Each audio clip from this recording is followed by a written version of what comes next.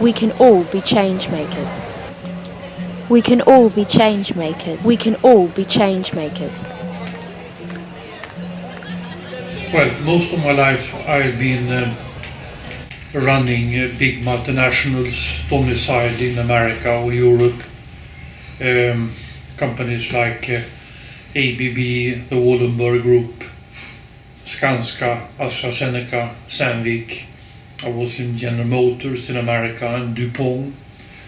And even if they were domiciled in the Western world, I worked a lot in the developing countries and maybe contributed to some 500,000 jobs as we built factories, power plants and other things in these countries. So I knew them quite well during my business time. I saw the poverty at close distance. I learned that we had to, when we built factories and offices, we also have to look at their living conditions. Some lived, in corrugated sheet, dug out in the earth sometimes. You had poor schooling and medical facilities that you had to invest in. You had to take a more comprehensive responsibility, what we today is calling CSR. That word didn't exist in those days, but you still had to do it to be a good citizen. So that was what I did for 35 years. But the beginning of it for me was I was dragged into it through the children. I saw the abuse and I asked myself, what can we do about it? Attack the poverty, create enterprises and jobs.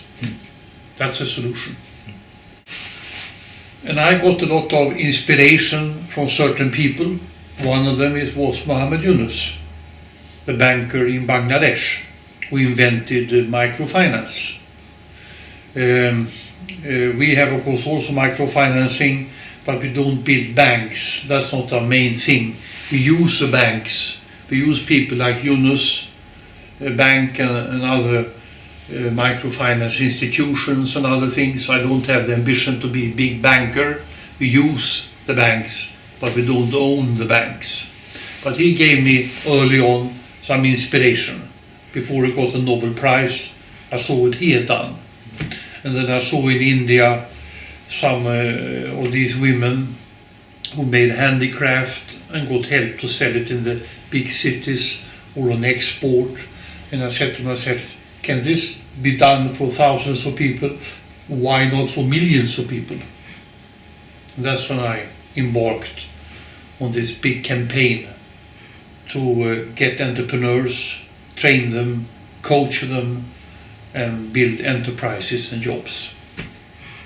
And to make a long story short, we have then got 1 million women, undernourished, illiterate, downtrodden, trained into entrepreneurs. These are strong women, given the proper support. I used to say they can move mountains, and when they earn money, they give it to the children. Not as a husbands who drink and gamble away the money, many of them. So these women started 1.1 million enterprises. And there are many jobs per enterprise. So these women are on their way to create 10 million jobs. And 5 family members live on each job. If you look at babies, elderly and so on, and that means 50 million people lifted out of poverty through these entrepreneurs. And then when they get up in living standard, they get away from their constant hunger on the borderline of starvation. Because when you are in that poor shape, you only care about food, nothing else. But in this situation, when they come up and have a job they can live on, they send children to school, they build toilets, they care about health matters, clean water, learn about computers, get involved in environmental projects, recycling of waste and a lot of other things. All that follows when you get up over that threshold of hunger and poverty. So to really improve the situation in the developing world, whether we talk about child labor, which is close to my heart, or other matters, it goes back to extreme poverty. And you don't get rid of the poverty by throwing money at it. The traditional giving, as somebody wrote in the book, dead aid, doesn't in a sustainable way solve it. Companies know that sustainable and responsible development will not only improve their image, profit will also increase as consumers become more willing to check how and where their goods are produced. As individuals, we can do a lot just by being aware that the companies we buy from and work for are taking social responsibility for sustainable development. I say that it's difficult to today grade or degrade companies are good or bad, but it is up to you as an aware consumer or aware citizen to check and double check where you're buying from, who you are working for, and verify, what they are doing or not doing in the field of corporate social responsibility. As I said, it's not easy, and it demands a great deal of interest. But if you're able to do it in your day-to-day life, you can actually change a lot, because many companies are very sensitive to individual comments and individual questions. And that is something to really understand, that if you as an individual question, that matters. You matter, your question matters. Now these days this issue is coming so high. How we are interrelated. How we are interrelated. One part of the world disturbs, then this disturbance goes to the another part of the world. Now we are so close to each other. So in this way, I think that whatever the companies do, I think it has to see whole perspective of the humanity. Whole perspective, not only one part. Okay, now there is a point where we can make a lot of money. Not like this. Okay, we wanted to make money, but how can we make money in a more sensible way, in a wise way, in a warm-hearted way? I think that will create a lot of market. I think so, from my view. And also, companies need today, for their image, for attracting employees, young people, they have to be seen as responsible citizens. If you just talk about balance sheet, profit, growth, you don't attract good young people anymore. Customers like you if you are responsible. Employees like you and like to be employed by you if you are seen as responsible. Our planet is designed to feed all its people.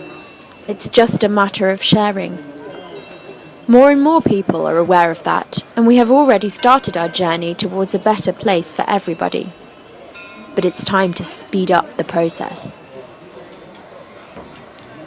Empathy and a feeling towards another person is really the essence and the ground spirit to realize that we are here to make a change. There is a reason to why we are here. Maybe it's a bit of a spiritual way of putting it, but sometimes you really need to think, why am I here, and what is my ability as an individual? Well, I strongly believe that all of us are change makers. All of us, and some of us are more change makers than others because we are born probably in a setup which can actually give us more tools to quickly and in a more rapid manner help other people around us. This earth is our only home. If we don't take care of this, we are so interrelated. We are just living on this planet. Now it is really high time to interact. Of course, Westerners, they have a lot of knowledge about the environment and then on the pollution and lot, you see. Here, still we don't have much knowledge.